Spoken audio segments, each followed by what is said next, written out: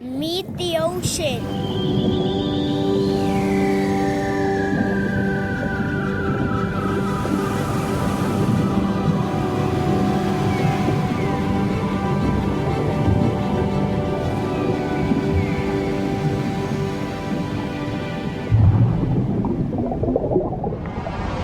My name is Alberto Montaudon Ferrer, and I am from Mexico, and I met the ocean at a very young age.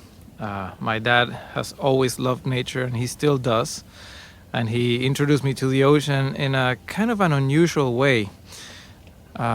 This was in Acapulco. As a young guy, he used to go to Acapulco every weekend and had a boat there and loved to go out into the ocean. And well, I don't know how old I was, but I was pretty young.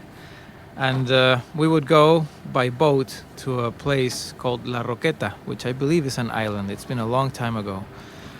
And the water was very clear, and there was hardly any people there. And Acapulco looked very different from what it looks now.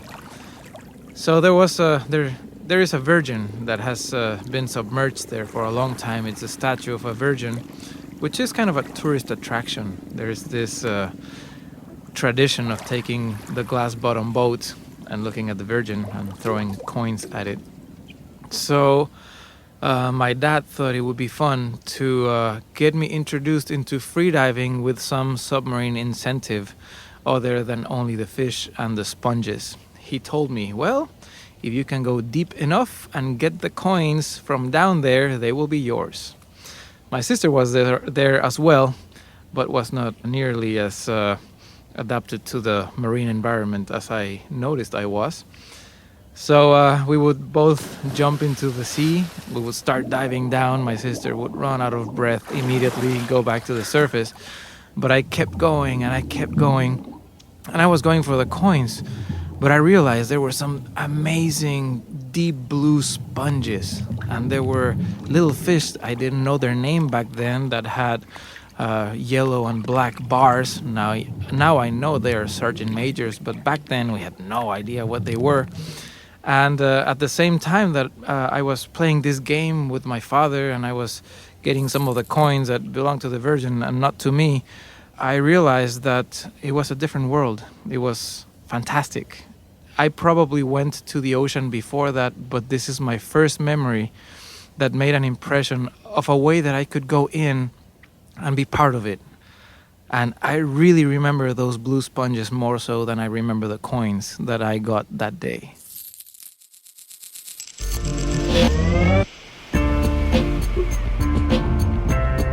Welcome to episode 11 of Meet the Ocean. I'm your host, Paul North, and we are an educational nonprofit combining storytelling and science to bring attention to the needs of our planet's saltwater ecosystems. And of course, all the creatures that call it home. The interview you are about to hear was recorded in Southeast Alaska during an expedition on board the National Geographic Seabird. But as you probably already guessed, the topic takes us to Mexico. Alberto Montaudon is a naturalist, conservationist, filmmaker, and father. And there are few things that he knows better or loves more than Baja California. This episode is not only a sharing of Alberto's personal journey, but also a warning to us all that in the Gulf of California, a species of porpoise is dangerously close to becoming extinct. So lean in and listen to what Alberto has to share.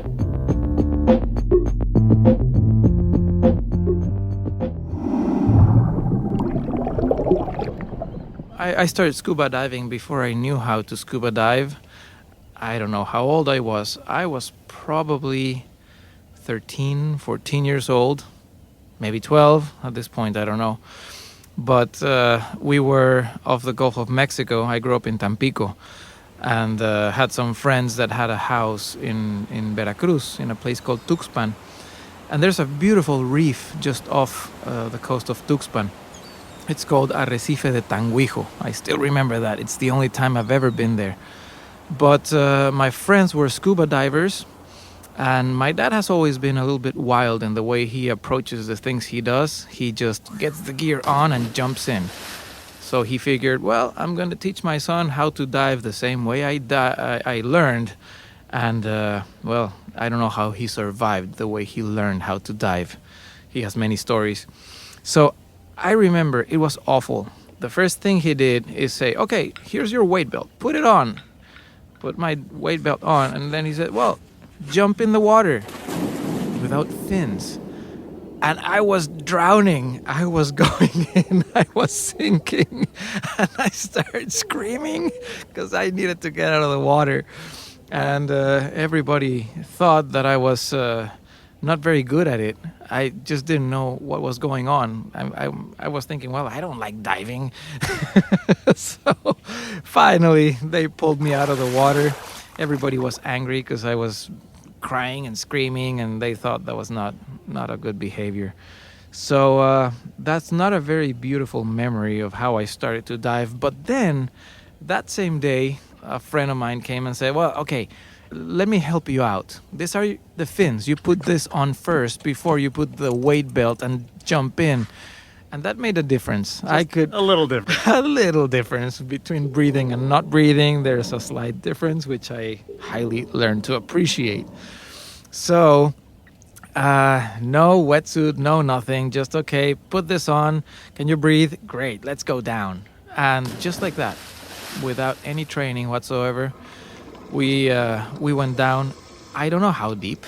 Probably not too deep, but deep enough that it was extremely exciting. We went down there, and the corals were amazing. And that was the first time that I saw bull sharks on my first dive ever. And I remember the reaction of the other divers. Usually, when you see a shark, you swim away from it. You get out of the water and you scream like I did when I was thrown into the water with just the lead. But the attitude was different. It was, look, sharks, come over. Let's go take a closer look. And at that moment, something snapped in my brain. What? Aren't you supposed to swim away from them? No, you go check them out. And you know what? They don't care. They actually typically swim away from you. They are not these man-eating machines. And it was one of the most beautiful things that I remember from that time when I first could breathe underwater. And I guess that change of attitude was what I learned. I didn't learn how to dive. I did not know how to dive, but I knew I wanted to do it again. And I knew that it was perfectly fine to go in with these animals that we usually regard as dangerous, and we see horrors about them in the movies. And that was my greatest learning. After that, I took classes many years after that, and I finally learned to do things right.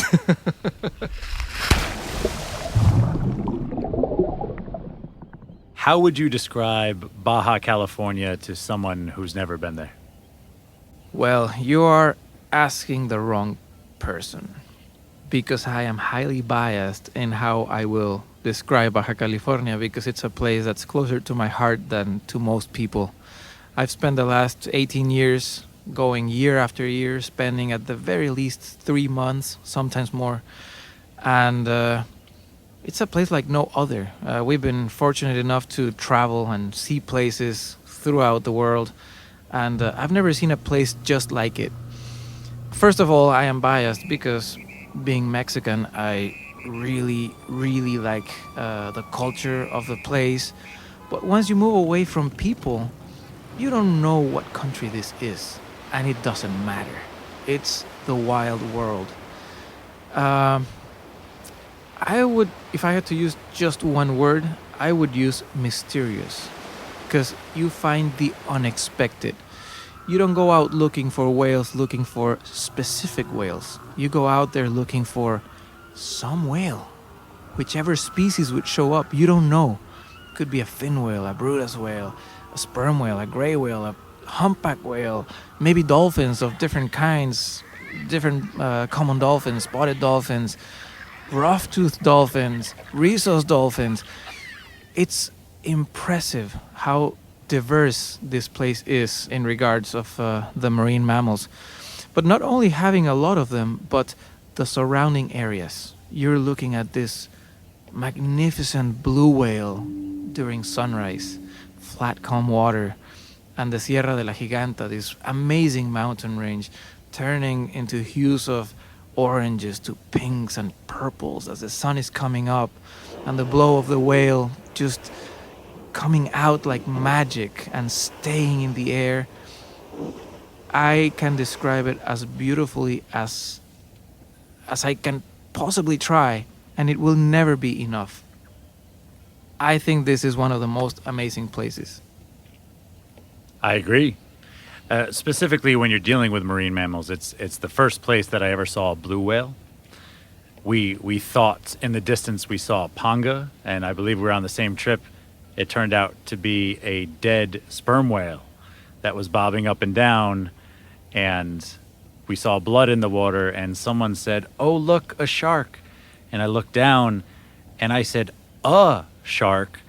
That's a great white." And that was the first great white that I ever saw. I just narrated that story today to somebody. And I remember like if it had been yesterday. It was so exciting. So exciting. The first time I've ever seen a great white shark. And the way this happened, there was this dead sperm whale, which the shark did not kill. It was just scavenging. And we know of the presence of great whites. We talk about them. But to see one like we saw that day, I remember the sperm whale was decomposing. It was floating pretty high up in the water, and it was moving. It was moving a lot. And this was very exciting to see because there was obviously something pulling it from underneath. And there was this massive shark taking huge bites at the back part of the whale, kind of the caudal peduncle, the tail. And I could only see a little bit of the fin sticking out, a little bit of the face sticking out, but never saw the whole thing until it dove deep and I thought it was gone.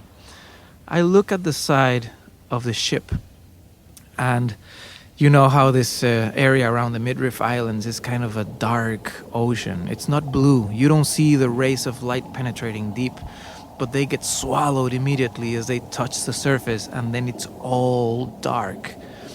Out of this darkness came a silhouette that imprinted in my mind. I had a camera in my hand.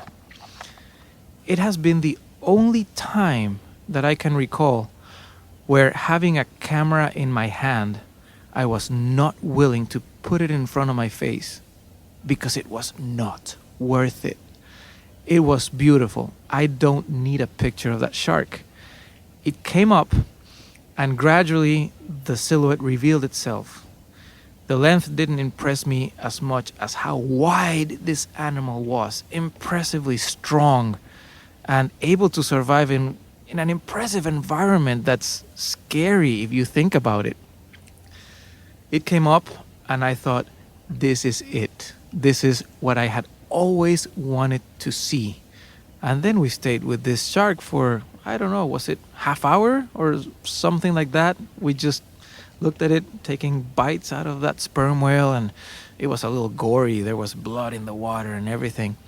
When I was done with this experience, I was so excited that I had to run to my cabin, get a pencil and a piece of paper, and I drew the outline that slowly revealed itself in the water. Made a drawing of the position that I remembered of seeing this shark, and that same night I carved an ebony pendant out of that sketch, which I wore for the following 3 years.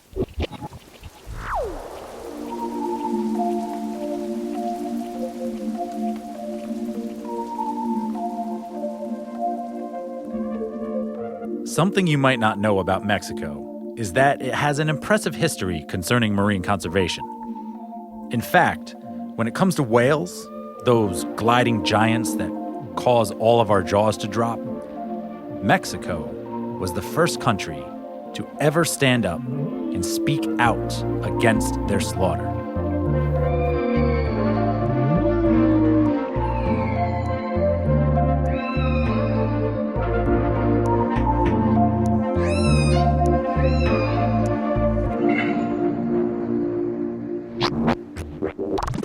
Well, it was early on in the 1930s when let's start with putting things into context.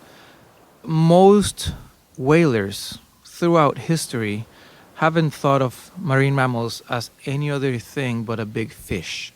Now we know they are mammals, they're warm-blooded, and they have family groups, and they're not fish. This doesn't mean they deserve more respect or less respect than fish, but whalers were pretty much fishermen that used to go after really big fish. They were really brave, and I think of them as fishermen, not as enemies of nature or anything like that. So I like to mention this because when we hear the word whaler, we think of an enemy. We think of an antagonist of the ocean. So in Mexico, there was obviously as little understanding as everywhere else. It might have been a political move, maybe not, but the United States had very efficient whaling fleets in Mexico, and these whaling fleets were going into the bays where gray whales have given birth for many generations. They were going into San Ignacio Lagoon, into Ojo de Liebre, which is known in the United States as Scammons Lagoon. Ojo de Liebre comes from it's literally translated like rabbit's eye, because domestic rabbits have red eyes, and the lagoon was red at some point after whalers went after the gray whales. And they also used to go to Bahia Magdalena, where they didn't only hunt for whales, but they also used this magnificent habitat as a bombing range, which is not a very well-known story. So when I say that it was probably a political statement that Mexico was the first country in the world to ever protect whales, is because we never had a history of whaling. Neither the pre-Columbian cultures or the Spaniards or anyone ever looked at the ocean to go harvest whales. So it was a very good idea, regardless of what reasons the government had. But Mexico was the first country in the world to declare any marine mammal as a protected one. Gray whales and all whales became protected. As an example, the United States and Canada started paying attention, and years later, whales became protected. So nowadays, Mexico is probably not the greatest example of conservation in the world. We deal with many issues, like many other countries, obviously, but the environment hasn't been a priority, sadly enough. But we did set a precedent of protecting marine mammals, which now is almost unthinkable that we wouldn't protect them. That's why I wanted you to bring it up, is because Mexico did set that precedent that caused the rippling waves that led to greater conservation and eventually the Marine Mammals Protection Act. So fast forwarding to the modern day, the Gulf of California, some people call it the Sea of Cortez, that inner sea between Baja California and mainland Mexico has a very unique species of marine mammal to it that I don't think many people even know about, and it's called the vaquita. Yes, I don't consider myself a vaquita expert or anything even close. The vaquita is the most highly endangered marine mammal in the world. The numbers, well, nobody really knows how many there are, but it's a fact that they have been declining tremendously fast, to the point where the numbers are in the 2 digits at the very best. Low numbers, I don't know, 35, 45, maybe less individuals. The vaquita is a species that sadly is doomed for many reasons. in the past, the Gulf of California, the upper Gulf where this tiny cetacean lives, used to be an environment that got an incredible input from the Colorado River Delta. Lots of fresh water was coming into the Gulf to the point where this fairly shallow end of the Gulf place was brackish, which means that was not entirely as saline as the rest of the ocean. Lots of freshwater input. After the water of the Colorado River started to be used excessively, I would say in an irresponsible way, the water stopped running pretty much. And if anything runs, is very, very little.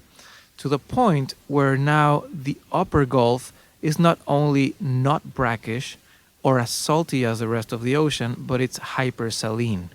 It's shallow enough and far away enough from the ocean that evaporation levels are quite high, increasing the salinity. That may or may not have a lot to do with the main problem that the vaquita is facing.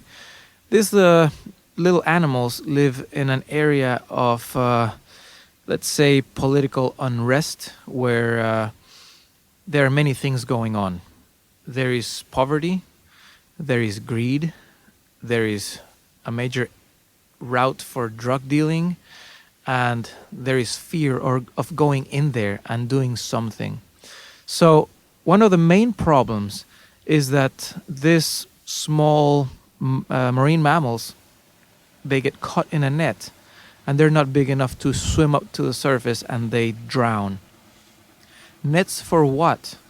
Well, that's another sad story. There's another endemic animal.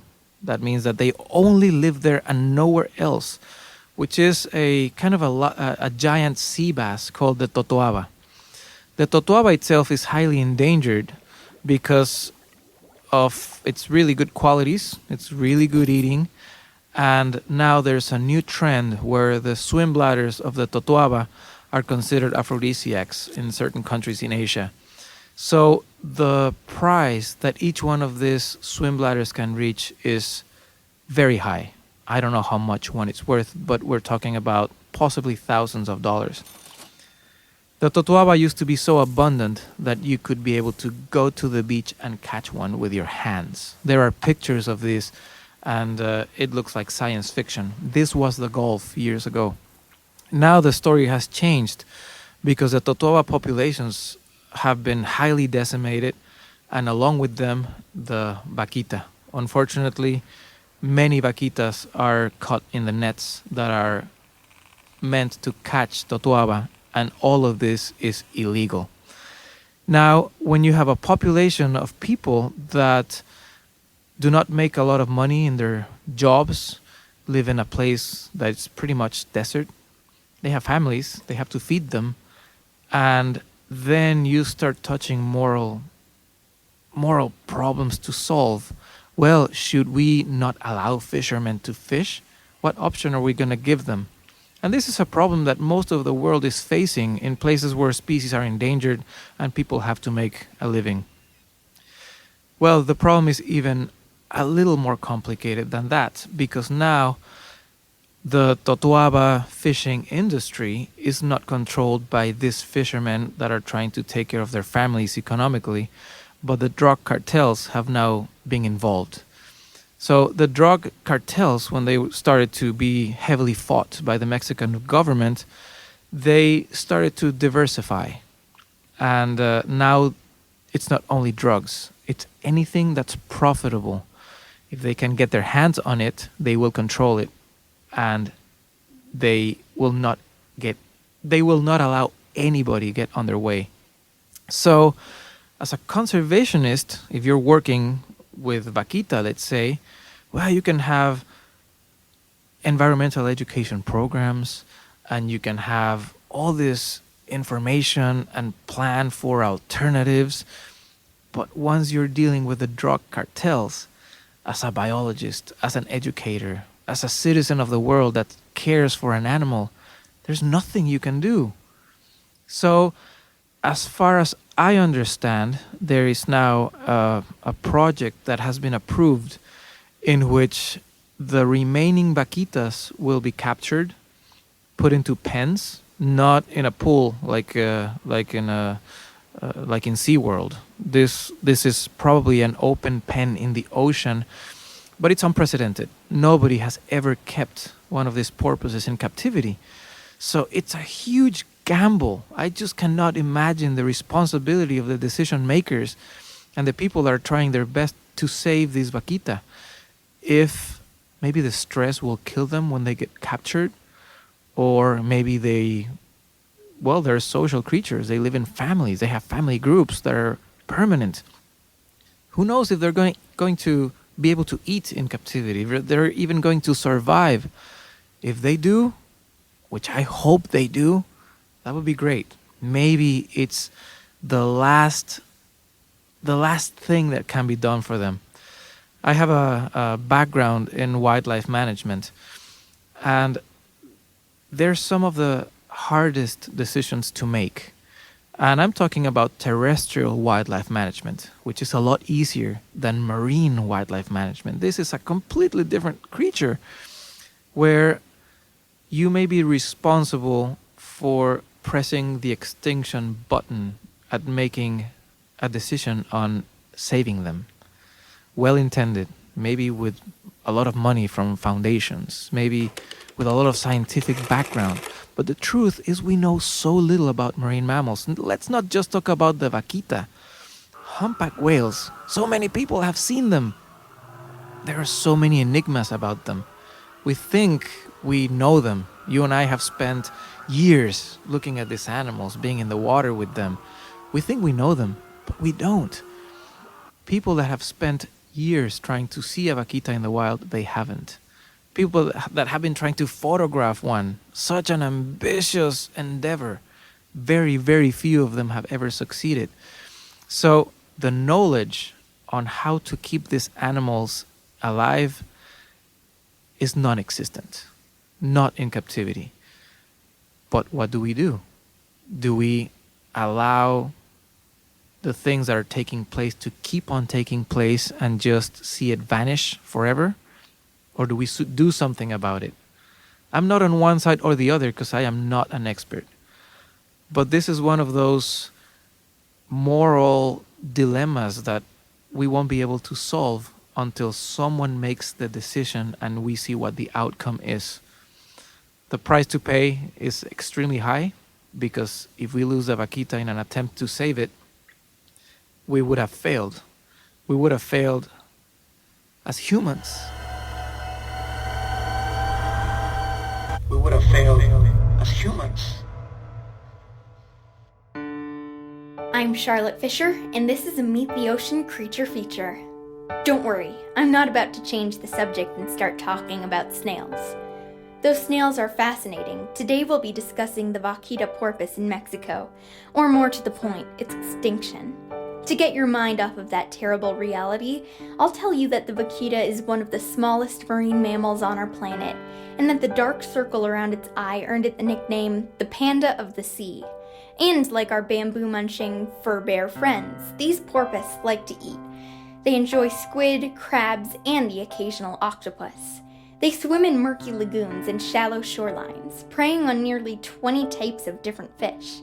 And they are only found in a specifically small region between mainland Mexico and the peninsula of Baja California. So just to review, they are unique, seriously cute, and about to be wiped off the face of our planet. That kind of makes me feel sick. 20 years ago, these porpoise were listed as endangered. That is 2 decades where we did not know or did not care enough to do anything about it. Now, with an estimate of only 30 vaquitas left in the wild, efforts are being made to place the remaining porpoise in an open ocean pen.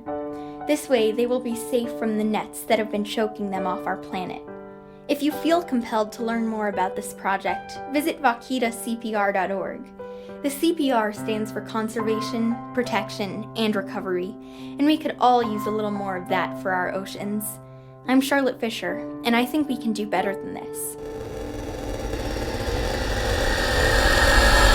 We would have failed as humans. Yeah, That is well described, because, you know, you and I can sit here and discuss it, but the solution seems so out of reach, because if you let it lie, then they're surely done for. But what a risk to pull them out of their natural environments and try to save them. To what end? So our program is called Meet the Ocean, and sometimes these introductions are not always easy to swallow, but this is why I get men like you, men and women, on the microphone to discuss these things. Because the Gulf of California is a rich place. Cutting off the Colorado River is dangerous for many species, probably in a way that we're only beginning to realize in terms of the long-term impacts of what that river was giving to that body of water. But maybe a question I want to ask you is, you clearly have a love for the ocean. I witnessed it when I first met you, as I watched you example the undersea life here in Alaska. But do you have any philosophy or way in which you approach educating people about the ocean? Because you do it often and you do it well, but when you wake up in the morning and you have 100 people that you know are going to listen to you on a microphone, do you have a thought of how you're going to approach educating them? Well, that's kind of a difficult question, but you touched base on something when you just mentioned Meet the Ocean. And getting people informed, getting people interested. I was listening to the radio. This was 2 months, maybe 3 months ago. And the Vaquita has been on the media. This radio program, it was the news, and it's given by these two guys that deliver the news in a different way. They try to be funny about things, and it's not my favorite show, but I usually listen to the news when I'm driving and I'm somewhat informed of what's going on in the world. And they were talking about the Vaquita. A Vaquita showed up dead on the beach. It washed out on the shoreline, and they were not even informed of the importance of this finding. They treated it as a joke. And this is an entire country listening to a radio show that says, well, who cares about this little animal called Vaquita? We have all these problems to solve, and this is not one of them. Ha ha ha. And they laughed. I started crying. I was so angry. And now you give me the opportunity of having this microphone in front of me for Meet the Ocean. And that's what we need to do. We need to meet the ocean. It's as simple as that. So we're highly touched by deforestation. We look at the pictures of the Amazon burnt down, or the temperate rainforest completely clear-cut, and it touches our heart because we can see it. The ocean will probably continue looking the same. It will be the same ocean from a distance, whether it's dead or it's alive. And we need to put an extra effort into making sure that people can perceive the ocean as a living organism, not just as our horizon to look at, not where the sun comes out and when it goes back in. It's a living creature, and it's our responsibility to keep it alive. But it's not clear when it's alive and when it's dead. It's not touching to the people that do not know the ocean. Anyone can tell an area that has been a devastated forest, a devastated jungle, or a beautiful desert that became a city. Anyone can tell that, but not everybody can tell the story of the ocean. And I'm happier. I get emotional because this is important. I'm happy you're giving me the opportunity to do this. Not being the most well-versed scientist or anything like that, but just as a person that loves the ocean just like you do. And if we can get the word out there, that's what we should do, and it's a responsibility. I'm kind of glad we're not recording video because Alberto and I are both near to tears right now. That's true. I'm not really good at talking like this without getting too emotional. Well, I think it's because we understand the impact of extinction, of how many trials that any species had to go through to become what they are. And to think that shutting the valve off of the Colorado and then throwing nets in the water to feed some aphrodisiac notion over in Asia for the swim bladders of a fish, it is a foul thing. It is to allow this to happen. And yet, you know, I read about a few weeks ago that an elephant conservationist in Africa was killed for his work.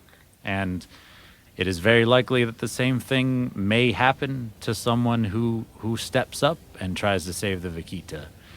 And there are those who are brave enough to put their life on the line. But there are also those who are not well informed to even know that this crisis is taking place. So I very much thank you for taking the time to discuss this.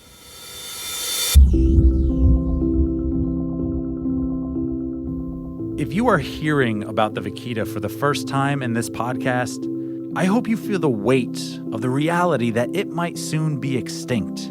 It's certainly not right, it's not fair, but here we are. And if nothing is done, then the vaquita will join a long list of species that have disappeared from our planet. Disappeared because we did not know or did not care enough to do anything about it.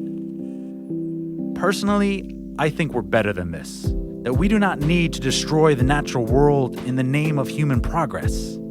Maybe you feel the same way. If you do, we encourage you to go to vaquitacpr.org to learn more and find out how you can help these endangered marine mammals. And to wrap up the episode, I wanted to give Alberto the chance to speak in his native tongue in order for us to hear the passion and concern that he has for the ocean that he loves. Creo que es responsabilidad de todos informarnos acerca del mar, acerca del océano y verlo como un organismo vivo, no solamente como un horizonte, no solamente como donde amanece el sol y donde se vuelve a ocultar, sino como una responsabilidad nuestra de mantenerlo vivo y de contagiar a las personas con el interés y con el amor hacia el mar. It's pretty much what I said in English. I only added to the fact that I believe it's a living organism that is a responsibility of all of us to know more about it and to respect it and to take as much care of it as we possibly can. And I just want to add that we've known each other for quite a while, and I don't only appreciate you as a friend, but I honor and admire what you're doing. This is awesome. It's awesome. Thank you for allowing me to be part of it. It's really touching, and I hope that we can transmit this to people, you know? It's very important. Thank you, Paul. It's been an honor. Es un honor. Es un honor. Honor. See, I can't even say that right. Silly as always. Let's remain like that.